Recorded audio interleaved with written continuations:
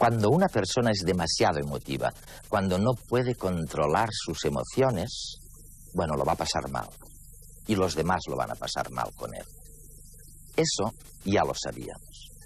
Después aprendimos que cuando una persona no tiene emociones, bueno, pues lo va a pasar mal también. Y los demás lo van a pasar mal con él.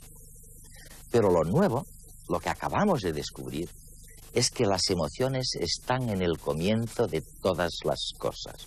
Que sin emoción no hay nada. Michelle Gallagher es profesora de psicología en la Universidad estadounidense Johns Hopkins. Además de estudiar el papel de las emociones en el aprendizaje y la memoria, también investiga los efectos del envejecimiento en el cerebro.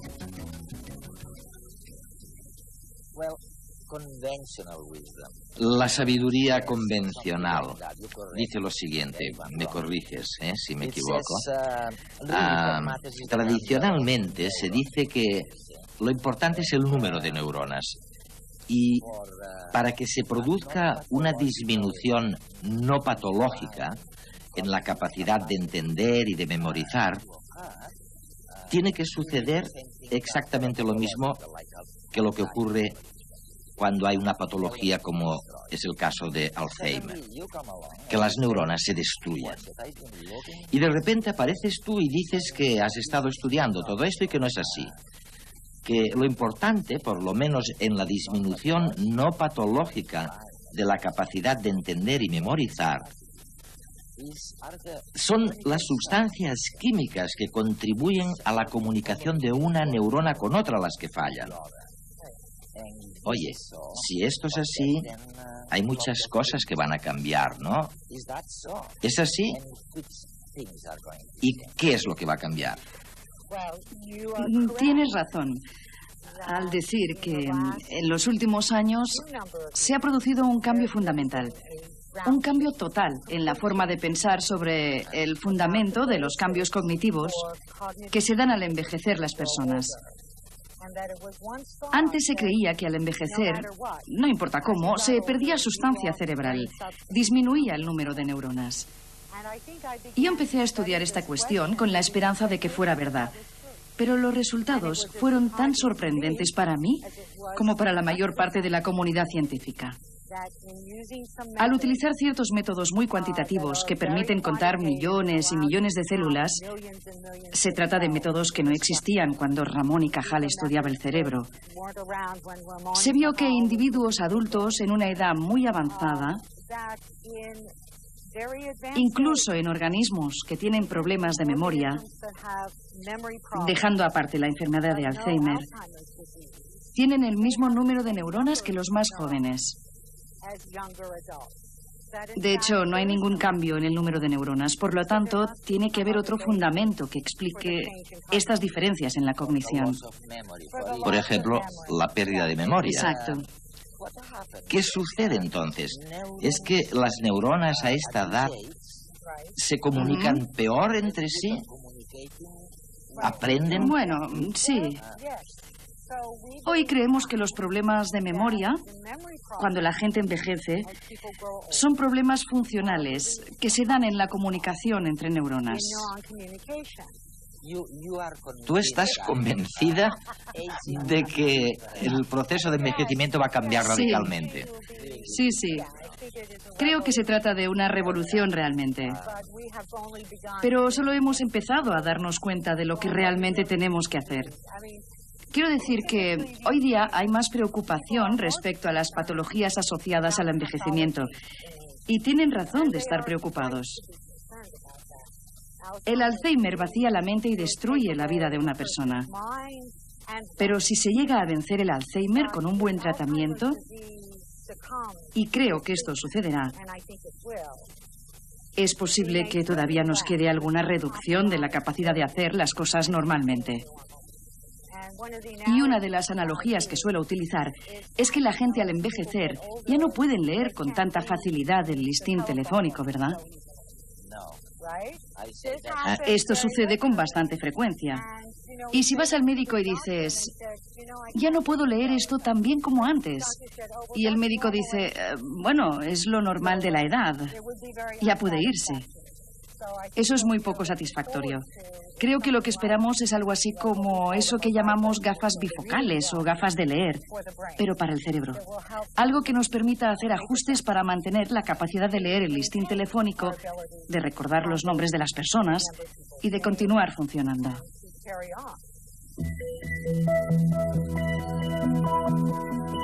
La amígdala es un órgano esencial para la mediación y control de actividades afectivas como la amistad o el amor. Juega también un papel fundamental en la expresión de estados de ánimo, miedo, ira y agresión. Además, siendo el centro de identificación del peligro, es fundamental para la autopreservación. Tras procesar rápidamente la información sensorial que le llega, la amígdala provoca una respuesta inmediata del sistema autónomo si detecta una señal de peligro. Monos sin amígdala dejan de mostrar terror al ver una serpiente, mientras que gatos, a los que se le estimula la amígdala, se comportan como si estuvieran acorralados. Pero esto no es todo. Según investigadores de la Universidad de Yale, también la capacidad de aprendizaje y la memoria requieren una amígdala intacta. En la Universidad de Nueva York estudiaron un tipo de memoria conocida como miedo condicionado. El experimento empezaba con un grupo de ratas que recibían una descarga eléctrica tras escuchar un tono. La segunda vez que escucharon el tono, las ratas quedaron paralizadas de miedo. Para que el recuerdo sea duradero, es necesario que la amígdala produzca ciertas proteínas. Así lo demostraron Ledoux y sus colegas cuando en la tercera sesión algunas de las ratas recibieron una inyección en la amígdala para prevenir la síntesis de proteínas. 2 días después, cuando las ratas escucharon nuevamente el tono, solo las que no habían recibido la inyección seguían recordando la descarga recibida 48 horas antes. Así pues, una de las funciones destacadas de las emociones es potenciar la memoria. En la medida en que las cosas nos provocan una emoción, quedan plasmadas en nuestro cerebro. Según un ejemplo del profesor Morgado, casi cualquier persona se acordará de dónde estaba y qué hacía cuando se percató del atentado terrorista de las Torres Gemelas. Las numerosas funciones de la amígdala son debidas a que es uno de los órganos más conectados de nuestro cuerpo. De hecho, nuestras capacidades siempre dependen del buen funcionamiento de las conexiones cerebrales que se realizan a través de sustancias químicas.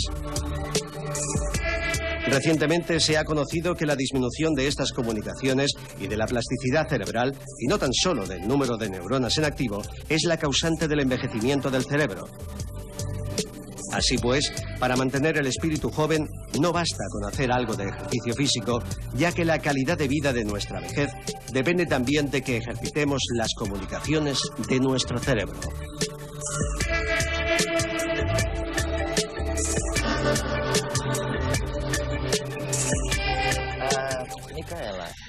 Micaela, vamos a ver. Goldman y otros científicos y periodistas han dicho repetidamente que todavía tratamos nuestras emociones de manera muy equivocada. De hecho, lo hacemos de la misma manera que lo hacían nuestros antepasados hace 60.000 años. ¿Ha habido algún progreso en este campo? ¿Estamos descubriendo nuevas maneras de lidiar con nuestras emociones? Creo que sí. Los sistemas del cerebro se han desarrollado a través de la evolución para tener una gran capacidad de adaptación. De manera que hay ciertos aspectos de la emoción, reacciones a las cosas que suceden en el entorno, que son fuertes y casi automáticas, y no dejan mucho tiempo para pensar. Esto, en muchos casos, forma parte de la adaptabilidad, porque se necesita una reacción inmediata para evitar el peligro. Pelear o huir. Sí, la lucha por los propios derechos. Estos tipos de situación. Este es un sistema que se ha estudiado muy bien. De hecho, unos sistemas que están muy bien estudiados son los sistemas que generan el miedo y la defensa cuando hay que enfrentarse al peligro. Pero en la actualidad cada vez más nos vamos dando cuenta de que estos sistemas no están aislados por completo y que hay conexiones entre estos sistemas y los del pensamiento. Los sistemas corticales que median la cognición. Y los dos pueden interaccionar con las emociones de manera muy eficaz. Pero hace unos pocos años aquí en redes conversamos con Joseph Ledoux. Ajá. Es un buen amigo mío. Que tú conoces bien, de Nueva York. Y Ledoux, entonces, en esa época por lo menos, decía que en la práctica a nuestro cerebro le pasa como a los ordenadores, o que hay ordenadores con lenguajes distintos. El sistema límbico, la amígdala, algo que tú conoces bien, puesto que eres una gran especialista en esto, y el córtex intentan conectarse entre ellos. Y uno le dice al otro, oye, no tomes drogas, le dice el neocórtex, no seas tonto. Y el sistema límbico va por su cuenta como si hablaran lenguajes distintos. Y creo que quizá hace unos años, cuando Ledoux estuvo aquí, estas conexiones estaban menos estudiadas de lo que están ahora.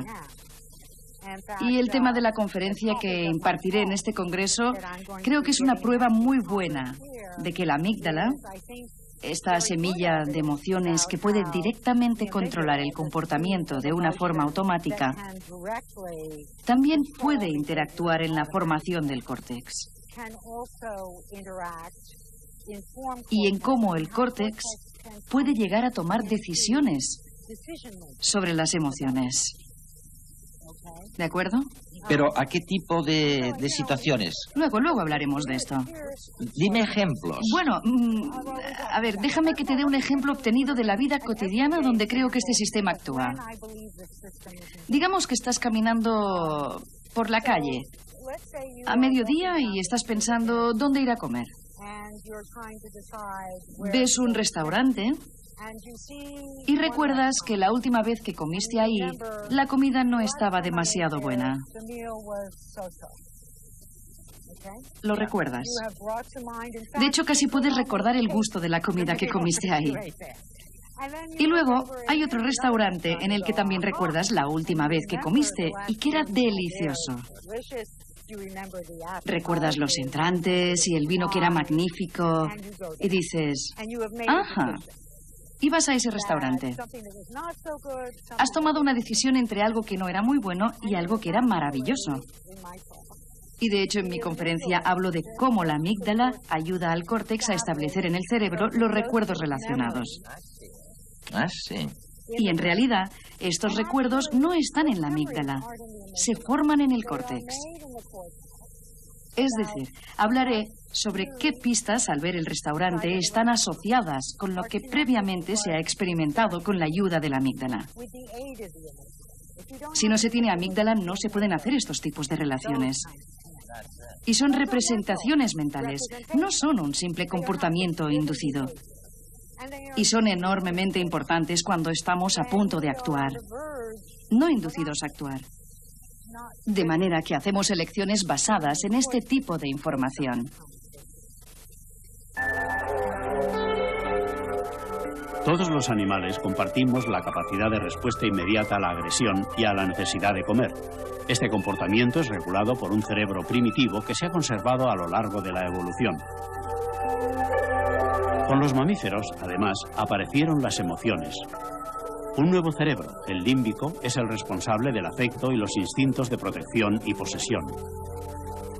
Por último, hace 100 millones de años se desarrolló la corteza, la última adquisición del cerebro animal, que ha posibilitado comportamientos muy complejos. En los humanos, su enorme grado de desarrollo nos ha aportado el pensamiento abstracto, la capacidad de reconocernos como individuos y el control de nuestra conducta. Imaginemos que hablar en público nos pone nerviosos, pero debemos hacerlo y además aparentar que nos sentimos a gusto. Nuestra corteza procesará la información que le llega del exterior, por ejemplo, que una multitud nos observa, y la enviará al sistema límbico. Este generará una serie de reacciones físicas como la rigidez muscular y la sudoración. No nos sentimos bien, estamos en tensión. Esta información será procesada por la corteza, que deberá decidir qué actitud tomar para disimular nuestro ánimo. Así, nuestro cerebro racional nos indicará que respiremos profundamente, esbocemos una gran sonrisa y nos dispongamos a comenzar a hablar. Y este es solo un caso. En nuestra vida cotidiana lo más común es el pensamiento conjunto de ambos cerebros. Como cuando nos dejamos llevar por nuestro apetito y comemos demasiados dulces y después algo en nuestro interior nos dice que hemos obrado mal y nos sentimos culpables. La evolución de las especies ha primado esta actividad conjunta, cuya obra cumbre es la mente humana. A pesar de que tendemos a creer que somos animales racionales, nuestra parte más primitiva, la de las emociones, resulta fundamental para algo muy importante para los humanos, las relaciones sociales. ¿Qué sería de los hombres sin su sistema límbico? La ciencia ficción ha imaginado a seres fríos y calculadores, y lo cierto es que pacientes con lesiones en esa parte del cerebro no son capaces de reconocer las emociones de otros rostros. Por sí misma, pues, la corteza cerebral solo es un buen ordenador de alto rendimiento. El amor y la venganza, el altruismo y las intrigas, la vulnerabilidad y el entusiasmo son el resultado de un complejo equilibrio entre nuestra capacidad analítica y nuestra sensibilidad. Pero a veces los sentimientos pueden con la razón y nos hacen actuar de manera exagerada. En otras ocasiones, razón y emoción envían mensajes contradictorios y no se ponen de acuerdo. En esos casos, aparece un problema en nuestro interior de difícil solución.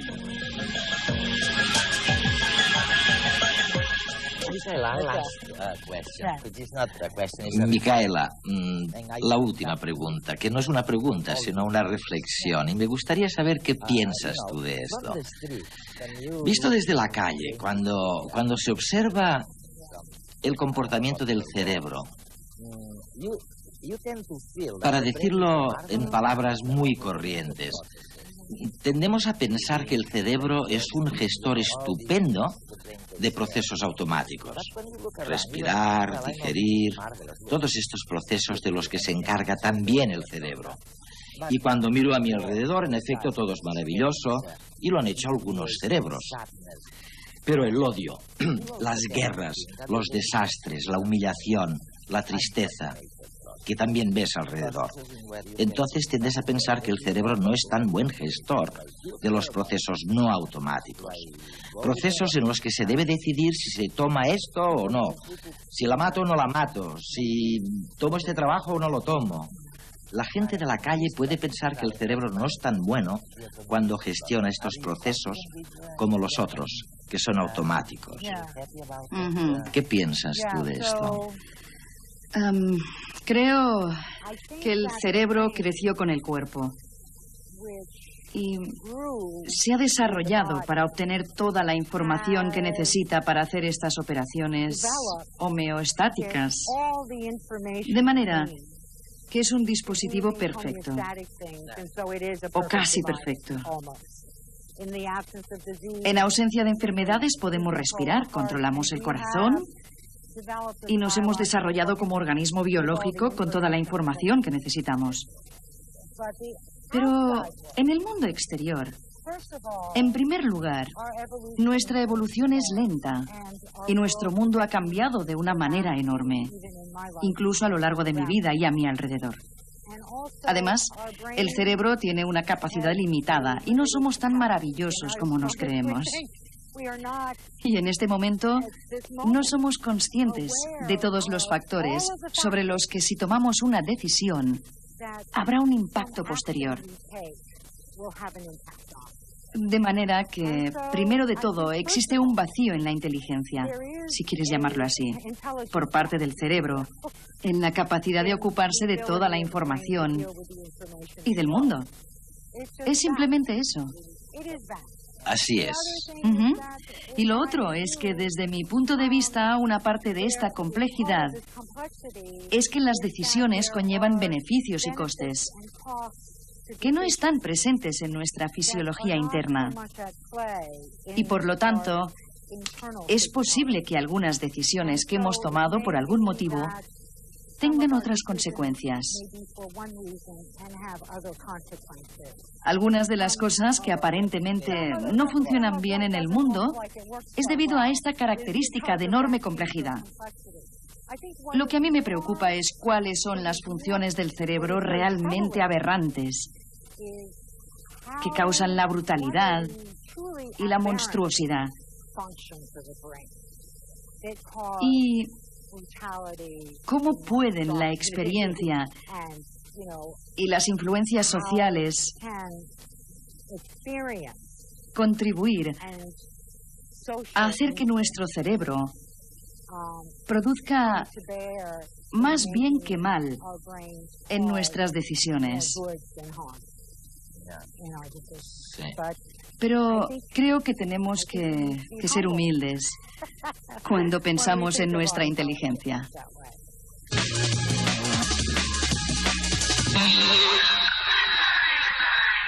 Cuando estamos despiertos, nuestro lenguaje corporal dice mucho sobre nosotros mismos.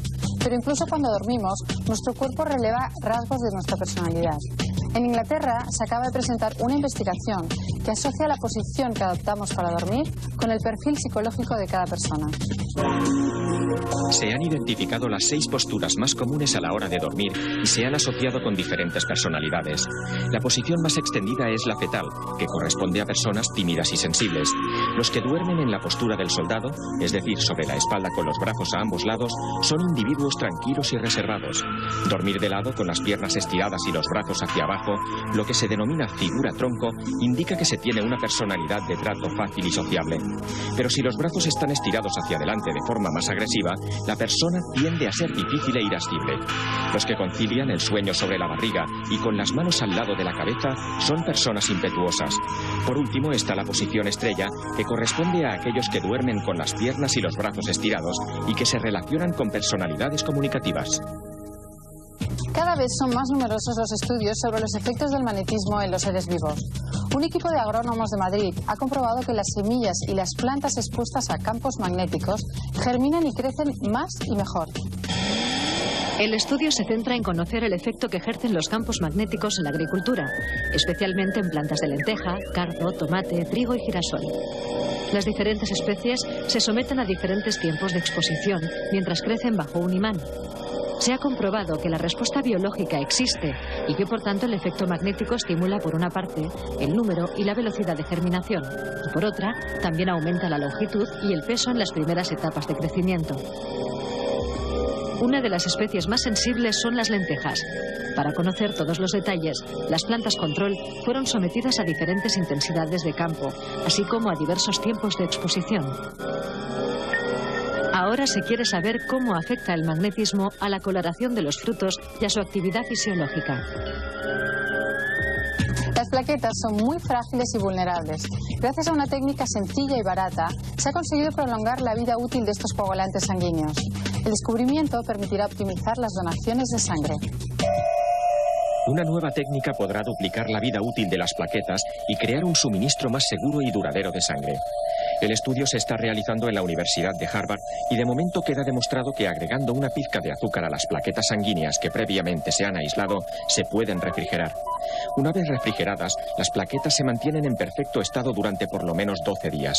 Con la tecnología actual, se pueden almacenar durante 5 días y a temperatura ambiente. A causa de esta limitación, más del 25% de todas las plaquetas extraídas de sangre donada debe descartarse. Hasta el momento se sabía que si las plaquetas se refrigeraban como la sangre, experimentaban un cambio químico que las convertía en blanco de agentes patógenos, cosa que ahora no ocurrirá. Muy pronto dejaremos de tener la casa abarrotada con todo tipo de soportes electrónicos. De momento, una empresa norteamericana ya ha ideado los DVDs de usar y tirar. Una vez utilizado, el disco se vuelve ilegible en unas cuantas horas. La finalidad es que los usuarios no deban acumular más objetos electrónicos en sus casas y también hacer la vida cotidiana más fácil. Así se podrá alquilar una película en DVD, pero no será necesario devolverla al videoclub. Otra ventaja es que los CDs se podrán vender en cualquier establecimiento. El disco, ideado por una empresa neoyorquina, tiene una vida útil de 2 días una vez ha sido desprecintado y retirada la funda de plástico. El fenómeno es sencillo y se basa en una reacción química que hace que uno de los elementos que lo componen, un policarbonato, se descomponga al entrar en contacto con el aire, lo que es imposible que el láser lea el disco 48 horas después de abrirlo. Así, los DVDs no retornables se podrán comprar en cualquier comercio o máquina dispensadora y nos podremos deshacer de ellos con mucha facilidad.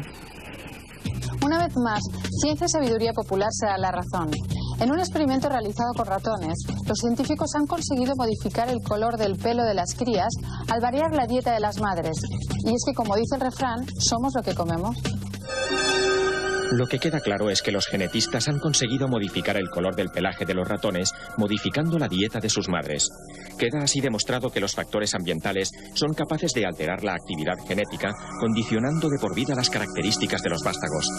Los científicos lograron cambiar el color del pelo de los ratones administrando a las hembras embarazadas suplementos nutricionales de vitamina B12 y ácido fólico, entre otros.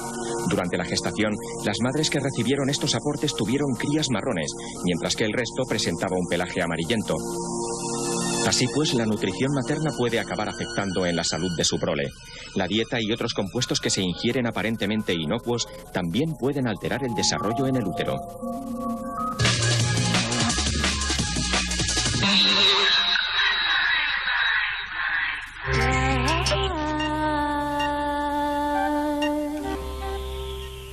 Qué fascinante, ¿no? Es el tema de hoy. A lo mejor no está bien que lo diga yo, pero realmente estamos hablando de el cerebro emocionado. Y en qué medida empezamos a conocer un poquito las emociones. Que parece, este es uno de los grandes y nuevos descubrimientos, están en la base prácticamente de todo lo que hacemos, de los sentimientos, en primer lugar, de la conciencia. Karma, ya han utilizado una palabra, Gallagher, Micaela, ha hablado de la semilla de las emociones, refiriéndose a la amígdala, ¿no?, que tú conoces muy bien. ¿Qué quería decir exactamente con la semilla de las emociones? Podría referirse probablemente a que genera todas las emociones. La amígdala no solamente interviene en el sentido de control o relaciones entre el cerebro, sino que, y con emociones específicas, como se creía antes, sino que en realidad es la que procesa la emoción. No solamente memoriza también la emoción, sino procesa. Es la que determina qué tipo de emoción, tanto positiva como negativa, tiene la persona que estamos delante, que además puede memorizar esta información y, por tanto, es la base de la emoción. Simón, ¿y qué hacemos con las emociones estas? Bueno, ¿Las controlamos un poquito mejor? Bueno, vamos a ver, yo quisiera decir ante todo que las emociones son mecanismos muy primitivos, realmente más primitivos incluso que lo que hemos oído en el reportaje, para tomar decisiones, o sea, para que los mecanismos, para que los organismos vivos tomen decisiones. Por tanto, están en el origen de la vida desde el principio. Oye, de eso vamos a hablar hoy, y además profundamente. Pero antes, como vivimos en un mundo muy barroco y muy dominado por los dogmas y convicciones supuestamente muy profundas, en redes cada semana hacemos un experimento en donde, bueno, sacamos una conclusión a raíz de algo que comprobamos. Tal vez así nos vamos a ir acostumbrando en las próximas décadas un poquito más a funcionar en función de los resultados de la experimentación y la prueba. Y la de hoy es realmente muy bonita. Yo creía que para interactuar con una aplicación informática, pues teníamos el ratoncito ese del ordenador o el teclado. Bueno, pues resulta que además lo podemos hacer, fíjense en el experimento, lo podemos hacer con nuestra propia sombra.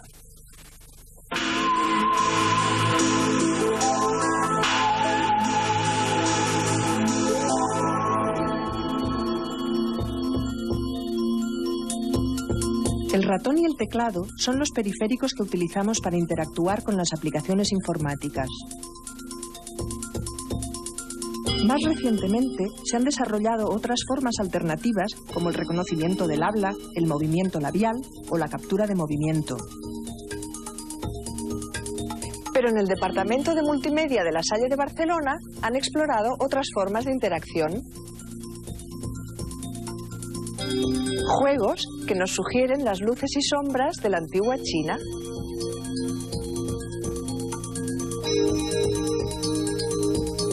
Nosotros hemos querido ir un poco más allá, es decir, nosotros queremos que el usuario interactúe con la aplicación informática mediante su propia sombra. Se proyecta una aplicación informática sobre una pantalla. Al principio no se ve nada, pero en cuanto el investigador se pone entre el proyector y la pantalla, su sombra parece arder.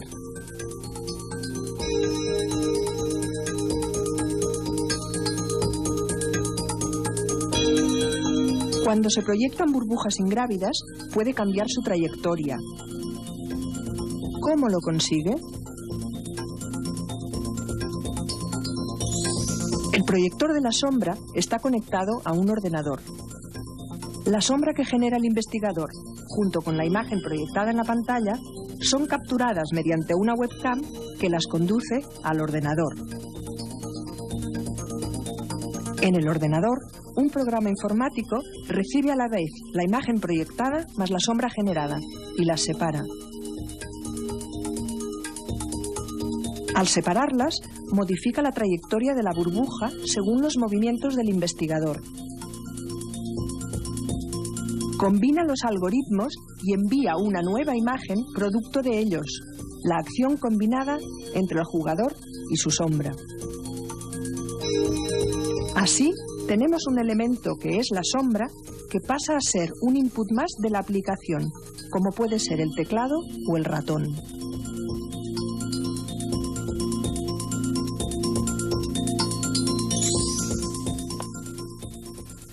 Ya lo ven, pueden jugar hasta con su propia sombra, ¿no? Volvemos al tema de las emociones, de este cerebro emocionado. Vamos a ver, Carme, ahora estamos utilizando unas técnicas, la resonancia magnética, básicamente para simplificar, que nos permite ver qué neuronas se activan, cómo se activan. Podéis analizar cómo reacciona la amígdala también con esta resonancia. Sí, evidentemente. La amígdala se puede activar directamente induciendo al individuo que diga o experimente una determinada emoción que ha vivido, o sea, que reviva una emoción como puede ser una relación sexual que tuvo un día antes o una relación amistosa. Entonces ahí vemos que la amígdala tiene un papel de activación importante. Luego podemos hacer experimentos ya muy controlados, los que presentamos distintas emociones en una pantalla y entonces vemos cómo se activa esta amígdala en sujetos normales y sujetos que padecen trastornos como los de pánico o trastornos de tipo fóbico. Oye, ¿y se podrá hacer como con los ratones? Quiero decirte que hemos visto en el reportaje, si me controláis, si sabéis cómo funciona la amígdala, obviamente interferís con ella, ¿no? Y tú ves una situación en que, buscando terapias adecuadas, los especialistas interfiráis con este funcionamiento de la amígdala. Directamente con la resonancia no, pero podemos ver los efectos que pueda una terapia cognitiva o farmacológica cambiar esta activación de la amígdala ante unos estímulos considerados peligrosos, por ejemplo. O reacciones, por ejemplo, hay enfermedades como la de Parkinson que tienen un trastorno en la codificación de las emociones, no las perciben bien, entonces cuando se aplican terapias de tipo farmacológico dopaminérgicas, entonces se normaliza la percepción y normalizan las estructuras cerebrales correspondientes. Simón, vamos a este mundo naturalmente, o lo ves... Porque hay quien dice que en realidad estas resonancias, esas técnicas, esas tecnologías, en el fondo nos dicen menos de lo que esperábamos, ¿no? Nos dicen, oye, pues sí, se está activando este grupo de neuronas, pero ¿y qué? O sea, con la resonancia no acabamos de ver, porque son mucho más veloces, probablemente. Bien, eso es cierto, pero también es cierto que supone un avance extraordinario en la técnica, es decir, que va a ser una técnica muy potente con la que vamos a avanzar en los próximos 10, 15, 20 años, aunque tiene sus limitaciones como toda técnica. Oye, ¿y qué me dices de la tesis de Micaela cuando ella dice: no es tanto una cuestión de perder neuronas lo que os hace envejecer, sino de que se comunican peor, de que las sustancias químicas que comunican una neurona con otra no funcionan bien? Y eso es lo que hace difícil el aprender cosas nuevas y lo que hace muy fácil olvidar. Porque claro, las terapias, si es verdad lo que dice Micaela, probablemente serán muy distintas. No es una cuestión de poner neuronas nuevas, sino de facilitar las conexiones entre las neuronas. Carmen, dime cómo ves esto. En principio, el envejecimiento, de hecho, aunque no comporte pérdida neuronal en determinadas estructuras, se ha demostrado en algunas estructuras, no en todas. Sí. Que existen zonas del cerebro que envejecen más que otras. Aparte de la neurotransmisión, también tienen otros cambios que reducen el tamaño neuronal, pierden conexiones directamente por cambios estructurales, no solamente neuroquímicos. O sea que realmente las estructuras encogen en algunos individuos más que en otros, hay una variabilidad enorme individual. Así es. Sí, individual, y sí, hay una susceptibilidad genética según la cual algunas estructuras envejecen más que otras. Entonces, eso explica a veces que hay personas que pierden mucha memoria con el envejecimiento y otras que pierden muy poca. Hay mucha variabilidad. Otras que pierden capacidad emocional y otras personas que la aumentan. Carmen, una cosa. En lo que todos parecéis de acuerdo es en decir que las emociones están en la base de todo, ¿no? En el comienzo más que en la base. O sea, que realmente no hay ni sentimientos. Sin whatever it is, no sabemos lo que son los sentimientos a lo mejor, pero parece que el consenso general es que en el inicio de todo, hasta de un proyecto, de una ambición, está una emoción. Y es un poco lo que sugiere este reportaje. Lo vemos y volvemos sobre este tema. Muchos han tratado de explicar la esencia de una emoción, la naturaleza de un sentimiento. Filosofía, fenomenología, psicología han escrito durante siglos acerca de ese área tan particular de la conciencia como es la emoción. A principios del siglo XX, el psicólogo estadounidense William James se aventuraba a decir que no lloramos porque estamos tristes, sino que estamos tristes porque lloramos. Pero desde los últimos 10 años no solo se ha llegado al punto de visualizar lo que pasa cuando el cerebro y el cuerpo se emocionan, se han conseguido también perfilar los sutiles matices que diferencian emoción y sentimiento. Para Antonio Damasio, neurólogo de la Universidad de Iowa, la emoción asalta al cuerpo, altera las constantes como el ritmo cardíaco o la circulación de hormonas en sangre. Es pública por ser detectable y muchas veces visible, visceral y espontánea, precede al sentimiento más privado y racional. Ante un gran peligro, el miedo llega primero en forma de calor, palpitaciones, temblores y después se afirma la conciencia real del miedo y su causa. Nuestro mundo interior se ve afectado y modificado tanto por el entorno como por el propio medio interno, pensamientos y recuerdos. Los sentidos, la visión, el oído, el olfato, el gusto y el tacto, construyen para el cerebro una representación del mundo exterior. Y las emociones intentan configurar el estado del organismo en la confluencia de percepciones externas y pensamientos.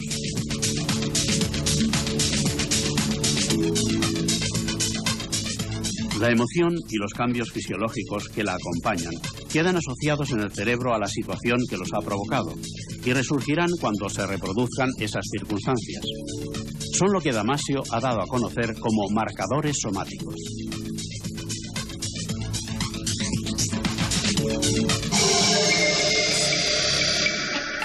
Esta asociación entre una determinada situación y una emoción permitiría al cerebro, de forma rápida, eficaz y económica, tomar decisiones y reaccionar en consecuencia, guiando hacia un rechazo si la emoción es negativa o hacia un deseo y acercamiento si la emoción es positiva. Así se establecen patrones reproducibles de estados del cuerpo que el cerebro interpreta y utiliza en su cotidiana labor de supervivencia. Hay emociones primarias como la tristeza, el miedo, la sorpresa, emociones sociales como la culpabilidad o el orgullo y emociones de fondo como el entusiasmo o el desánimo. Cada una de ellas activa varias zonas del cerebro, a veces zonas comunes para emociones diferentes, aunque el patrón es siempre distinto, a modo de un panel luminoso donde una emoción encendería un patrón de luces específico. El panel luminoso de las emociones es el sistema de monitorización del medio interno que tiene el cerebro. Las emociones forman parte indispensable del funcionamiento del cerebro y son indisociables de la racionalidad. Queda todavía mucho por explicar de sentimientos y emociones, pero ahora se percibe mucho mejor el sentido de la frase de James de hace un siglo. Estamos tristes porque lloramos, asustados porque temblamos.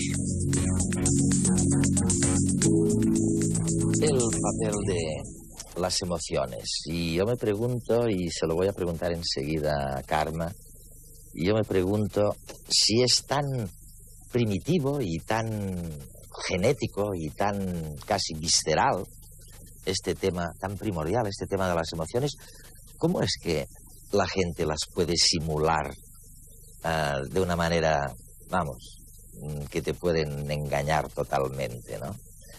Los artistas, los asesinos.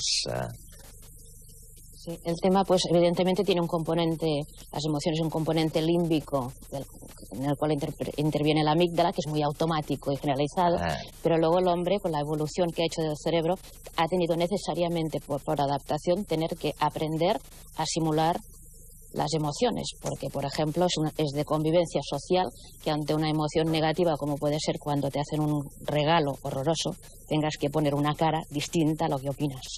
Entonces, este desagrado inicial del objeto que te regalaron, tienes que reconvertirlo en una cara expresiva y un tono de voz. ¡Qué bonito! Entonces, este tipo de modulación tiene que ser cortical y muy elaborada. Cortical, neocortical, sí. De predominio del hemisferio derecho, es que nace este tipo de función. Entonces, este hemisferio derecho tiene que fingir una modulación de voz, fingir un tipo de expresión incluso manipulativa y evidentemente lingüística a veces. Entonces, esta inhibición de la emoción real y crear una emoción falsa requiere un alto esfuerzo de zonas concretas del hemisferio derecho. ¿Hay alguien que lo haga mejor que otros, eso? Claro. Evidentemente, cuando hablamos de artistas, si no tienen este tipo de habilidades, no podrían llevar a cabo su trabajo. Probablemente los artistas en fases iniciales pueden reproducir emociones que no sienten cuando están interpretando porque no sienten. Entonces, pero a veces lo hacen recordando sus propias emociones. Entonces lo que hacen es evocar una memoria, están utilizando sistemas primitivos. Pero ya cuando están muy entrenados ya no necesitan este tipo de mecanismo y pueden reproducirlo corticalmente de forma ya más fácil. Pero en este caso no tienen que inhibir una emoción real, como el caso que decía que algo desagradable tienes que convertirlo en agradable. La función más compleja quizás sería esta, la de inhibir y encima hacer la emoción contraria a la que sientes. Fíjate. Sería la más corticalizada. Oye, y en el aprendizaje normal, o sea, vamos a ver, una persona demasiado emotiva, oye, seguro que crea problemas para ella y para los demás. Y luego decimos, una persona sin emociones, o que por lo menos no aparenta tener ninguna, también va a crear problemas, ¿no? ¿Dónde estamos en esto? Bueno, las emociones, como decíamos antes, son esenciales para tomar decisiones. Entonces, una persona que en el ser humano, lo que nos pasa a los seres humanos, es que a esos mecanismos tan básicos emocionales que tienen todos los animales, prácticamente, bueno, todos los animales que tienen conducta, además, el intelecto se ha desarrollado extraordinariamente. Y entonces, tiene que haber una especie de entendimiento entre el aspecto emocional, que es el aspecto de la amígdala, y el aspecto de la comprensión intelectual, que lo representa la corteza. Y entonces ahí aparecen problemas. Digamos, en el diálogo entre esas dos grandes funciones, entre las emociones que son muy primitivas, muy bien, digamos, han sufrido una gran selección, en el sentido darwiniano, y el intelecto, que es mucho más reciente, y que además no solo es un problema de que el intelecto es mucho más reciente, sino que además el intelecto en la especie humana está en estos momentos muy determinado por la cultura. Es decir, que hay otra superestructura, que es la cultura. No solo está este nivel de la Micaela, de la biología, cómo funcionamos biológicamente, sino que sobre eso está influyendo una cultura particular, que es la nuestra en estos momentos. Desde siempre lo que podía cambiar el derrotero de un sentimiento, de una conducta, era el tema de las lesiones. Una determinada lesión. Ahora me dice Simón, hay otra lesión, entre comillas, que es la cultura, ¿no? Que puede hacer variar nuestra vida emocional.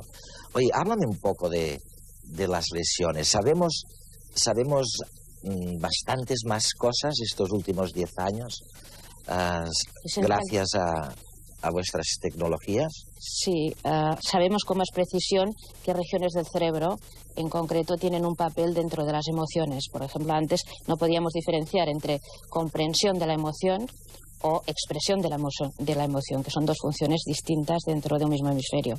Y se ha avanzado mucho más en regiones específicas dentro del lóbulo frontal, que precisamente causan estos problemas o de destrucción de comportamientos sociales, de los que hablaba Vicente.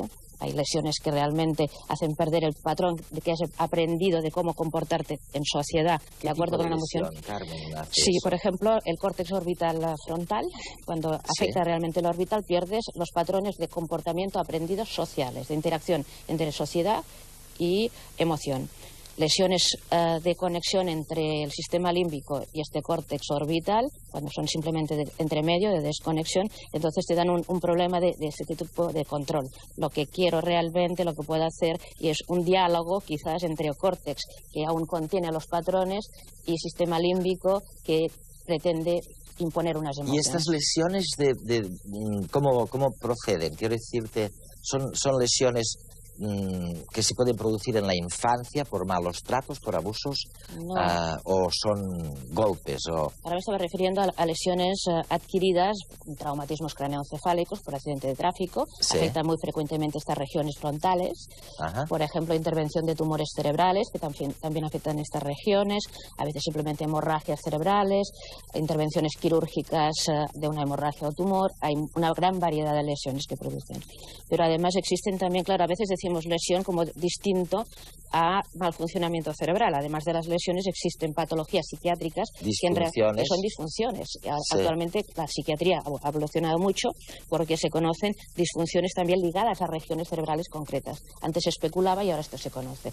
Y evidentemente un niño que no ha tenido un aprendizaje social y de control emocional en un momento determinado crítico de su evolución va a generar un patrón casi igual al lesionado. De cara al futuro, puesto que has mencionado el tema de la influencia cultural, ¿hacia dónde crees que vamos? ¿Eso qué implica? ¿Me quieres decir que hace 1.000.000 de años era más difícil que la cultura de la tribu condicionara el comportamiento de los cazadores-recolectores en aquel momento de lo que es ahora, que ahora es mucho más fácil condicionar este comportamiento? Bueno, lo que yo creo es que ha habido, probablemente mucho antes, ha habido cambios mucho más tarde, perdón. Por ejemplo, alrededor de hace 10.000 años hubo un gran cambio con la agricultura. Y se pasó a un tipo de civilización muy diferente. Antes eran pequeñas tribus, pequeños grupos humanos, y luego vinieron el desarrollo de las ciudades. Bueno, primero la agricultura y luego hace 3.000 años o así el desarrollo de las ciudades. Y probablemente ahí se produjo un cambio cataclísmico hay gente que piensa que se produce un tremendo cambio en la mente humana. No en la mente, no en el cerebro, el cerebro es el mismo, sino un cambio en la forma de funcionar de ese cerebro, un cambio mental cataclísmico. Luego os voy a hacer una pregunta, la última, porque nos estamos agotando el tiempo, pero ahora se la hago a nuestra audiencia, a nuestra queridísima audiencia, fiel y polifacética y universal. ¿Cuál es, en la cuestión, cuál es el mayor descubrimiento científico que se ha producido en la historia? En la historia, obviamente, de la evolución humana. Es la cuestión.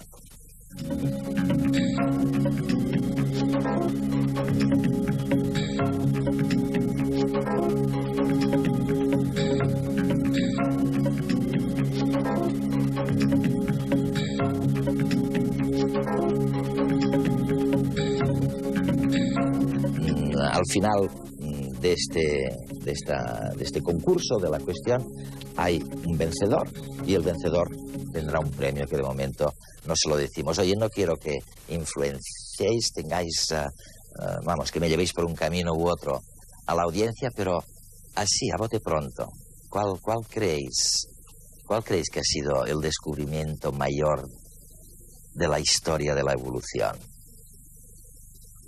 ¿Cuál dirías tú, Simón? Yo personalmente creo que el descubrimiento de la evolución, es decir, el descubrimiento darwiniano de la evolución, porque está teniendo unas consecuencias que aún duran en la forma global de ver el universo, en todos los aspectos, en la psicología. Que todos venimos de una bacteria autotrófica, no sé qué, de hace 4.000 millones de años, ¿no? ¿Y tú, Carme? No sé, quizás soy más pragmática o más simplista, ¿no? Yo diría que el ADN, que en principio todo el avance de la genómica y la proteómica va a dar cambios muy importantísimos en el futuro. Es lo que los propios descubridores de la estructura de la molécula del DNA llamaron el secreto de la vida. El secreto de la vida. Es con lo que nos gustaría que se quedaran en lo que queda de semana hasta la próxima, porque el secreto de la vida ha sido, sin duda, uno de los grandes descubrimientos de la ciencia en toda la historia de la evolución.